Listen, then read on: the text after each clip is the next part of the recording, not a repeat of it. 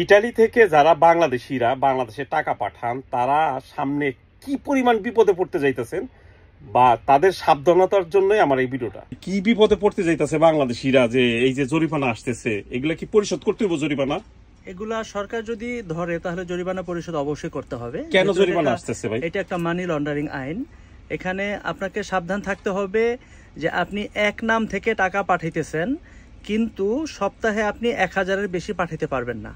ঠিক আছে, এটা আপনার ইনকামের উপর নির্ভর করে। যদি বাংলাদেশে একটা অ্যাকাউন্টে যদি 2 নাম দিয়ে পাঠাই একই সপ্তাহে, এখন বিষয় হলো এটা আপনি পাঠাতে পারবেন না। কারণ হলো আপনি বাংলাদেশে যে 2 নামে পাঠাবেন, ইচ্ছা করলে আপনাকে বাংলাদেশ ব্যাংক আটকায় দিতে পারে এবং ব্যাংক অফ ইতালি আপনাকে আটকায় দিতে পারে। মানে একই অ্যাকাউন্টে যদি 2 ভাইও টাকা পাঠায় 2 নাম দিয়ে, জি জি, সেটাও অপরাধ। জি, এটা অপরাধ। আরেকটা জিনিস জানতে চাই, যে কেউ আইডি ধার দেয়, এইটা সম্বন্ধে কিছু বলেন। এটা সাধারণত করা উচিত না। কারণ হলো যে আপনি যার অ্যাকাউন্ট বা যার আইডি আপনি ব্যবহার করতেছেন, হইতে পারে তার ইনকাম এত নাই।